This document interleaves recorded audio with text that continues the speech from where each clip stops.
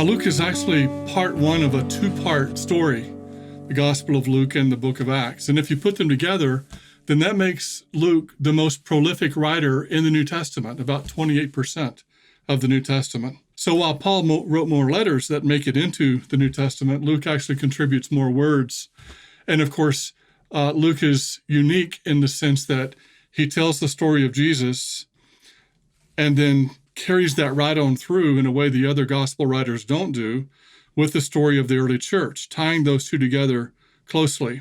If you look at the beginning of the Gospel of Luke, chapter 1, verses 1 to 4, you see how Luke introduces his gospel by dedicating, you might say, his gospel to Theophilus. And then at the beginning of the book of Acts, in Acts chapter 1, he refers back to the first book and again addresses Theophilus. And that helps tie together these two volumes. And then at the very end of Luke records the ascension of Jesus. And at the beginning of Acts, he again records the ascension of Jesus, so that Jesus' exaltation, his ascension, his going up to the right hand of God is the hinge around which the two stories turn. That's especially important for reading the book of Acts because we read Luke and then we keep reading on into Acts. But it's also important when we reread the Gospel of Luke after we've already read the book of Acts.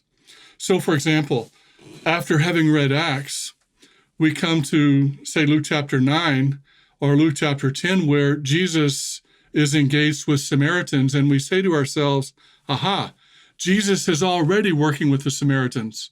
And so when Philip becomes a witness to the Samaritans in Acts chapter 8, we can see how Philip is continuing the ministry of Jesus. In the same way, when we know that in Acts chapter 2, Peter in his speech at Pentecost refers to sons and daughters who will prophesy, we remember that already in the Gospel of Luke, there's been an important emphasis on women who bear witness to what God is doing in Jesus.